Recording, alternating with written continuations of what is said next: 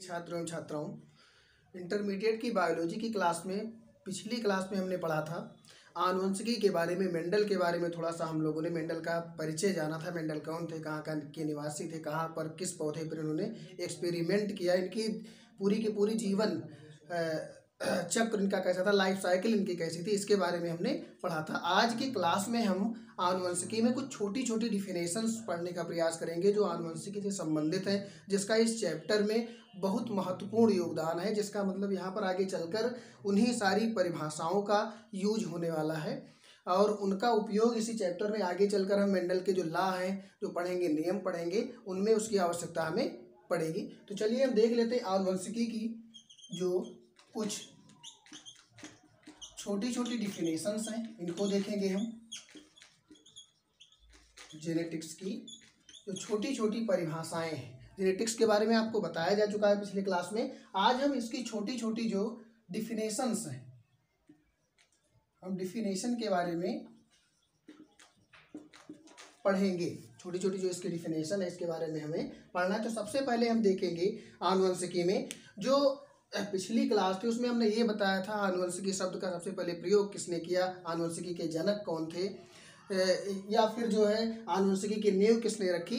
आज हमें सबसे पहले ये देखना है जीन्स क्या होते हैं, जीन्स या जीन क्या होते हैं, जीन किसे कहते हैं। हम आप लोगों ने पढ़ा होगा हाई स्कूल में या कहीं क्लास में, बायोलॉजी क्लास में आपको बताया गया होगा कि जो जीन्स होते हैं आनुवंशिकी की या आनुवंशिकता की एक छोटी सी इकाई होती है। क्या होती है? आनुवंशिकता की एक छोटी सी जो यूनिट होती है, इकाई होती है, उसे हम जीन्स के नाम से जानते हैं। अब ये जीन्स बनते किस प्रकार से हैं, किस प्रकार इनका निर्माण होता है, कौन से ऐसे कारक हैं या तत्व हैं जिनके द्वारा जो है जीन्स बनते हैं, तो देख लेते हैं हम। सबसे पहले जीन्स का निर्माण किस तरह से होता है।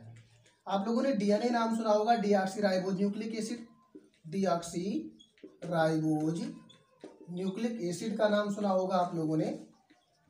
तो जो ये डीएनए होता है, अगर यही डीएनए किसी एक कंप्लीट आरएनए को बना रहा है, किसी एक कंप्लीट आरएनए का ये निर्माण अगर कर रहा है, तो उसे हम क्या कहेंगे? जीन कहेंगे। जैसे हम देख रहे हैं ये डीएनए से एमआरएनए बन गया। क्या बन गया? एमआरएनए बन गया। इसी डीएनए से अगर हम बात करें टीआरएनए बन गया। क्या बन गया? टीआरएनए। अगर इसी डीएनए से बन जाता है आरआरएनए। अगर कोई भी एक कंप्लीट डीएनए का खंड जो है कंप्लीट होकर एक आरएनए का निर्माण कर ले, आरएनए अगर बन गया है, तो उससे ही हम क्या बोलेंगे?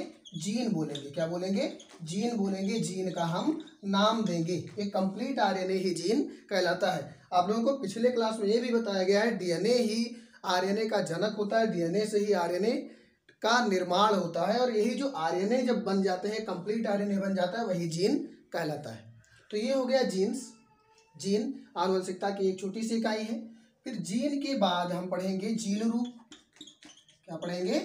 जीन रूप। जीनोटाइप पढ़ेंगे। जीनोटाइप्स क्या होते हैं? जीनोटाइप्स हम लोगों ने देखा होगा कि हमारे शरीर में या किसी भी जीव जंतुओं के शरीर में अलग अलग तरह के कैरेक्टर्स होते हैं, अलग अलग तरह के लक्षण आपको देखने को मिलते हैं। वो कोई जो है एक ही जीव जात में अगर देखें, मानव की अगर हम बात कर लें, तो मानव में ही बहुत तरह के व्यक्ति पाए जाते हैं। व्यक्तियों के अलग अलग जो है उनमें कैरेक्टर्स पाए जाते हैं, लक्षण पाए जाते हैं जो एक दूसरे से बिल्कुल मिलते जुलते नहीं हैं। वो क्या है? जो अपने पेरेंट्स से जो है वो जाके अगली जनरेशन में वो कैरेक्टर फैलते हैं, प्रसार उनका होता है, वो पास होते रहते हैं। जो कैरेक्टर्स हमें पूरी तरह से ना दिखाई दे रहे हों, जिनका जो है केवल जीनों में ही प्रकटन हो रहा हो, जिनका केवल जीनों से प्रकटन हो रहा हो, और जो जीन केवल कैरेक्टर बनाने के लिए उत्तरदायी हो, वही जीन रूप कहलाता है। जैसे हम नॉर्मली इसकी डिफिनेशन पढ़ते हैं, क्या लिखा रहता है कि जीन रूप को प्रकट करने वाले कारक ही, जीन को प्रकट करने वाले कारक ही जीन रूप होते हैं। जो हमारे अंदर के कैरेक्टर्स हैं, हमारे शरीर के अंदर के जो जीनी संरचना है बनाने का जो काम करते हैं, वही जीन रूप होते हैं। क्या होते हैं? जीन रूप होते हैं। फिर इसी में एक है दर्श रूप, जिसे हम फिनोटाइप कहते हैं। फिनोटाइप के नाम से जानते हैं। फिनोटाइप क्या होते हैं?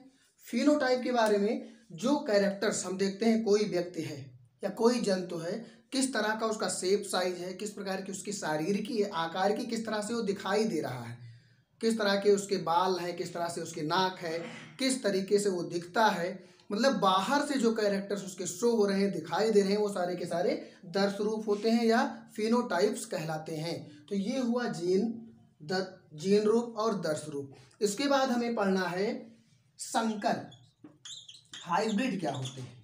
हाइब्रिड क्या होते हैं?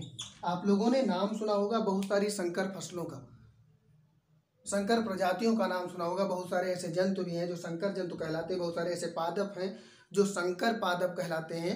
खेती किसानी से, एग्रीकल्चर से जो लोग जुड़े होंगे उनको पता होगा कि विभिन्न प्रकार की जो है खेतों की फसलों की वैरायटी आती है। संकर धान, संकर मक्का, संकर गेहूँ, संकर सरसों, ये सारी चीज़ें हमें देखने को मिलती हैं जिनमें जीन को क्रॉस कर दिया जाता हो, जीन में जो है संकरण करवा दिया जाता हो, हाइब्रिडाइजेशन करवा दिया जाता हो, जिनके जीन में थोड़ा हेर फेर कर दिया जाता हो, बदलाव कर दिया जाता हो, उन्हें बोलते हैं संकर। क्या बोलते हैं? संकर बोलते हैं। हाइब्रिड के नाम से उसे हम जानते हैं, जिनमें थोड़ा सा बदलाव हो। क्या हो? थोड़ा सा बदलाव कर दिया जाए, जीन्स अलग तरह के, जो अपने मदर जनरेशन्स के या पेरेंट्स के जीन्स को हटाकर जिसमें दूसरे अलग टाइप के किसी अन्य जंतु या पादप के जीन्स को प्रविष्ट करवा के या उसमें जो है क्रॉस करवा दिया जाए, उसे क्या बोलेंगे हम? हाइब्रिड नस्ल बोलेंगे। क्या बोलेंगे? हाइब्रिड नस्ल के नाम से उसे जानेंगे। तो जीन हुआ, दर्श रूप हुआ, जीन रूप हुआ, संकर हुआ। इसके बाद हमें क्या पढ़ना है? संकर के बाद शुद्ध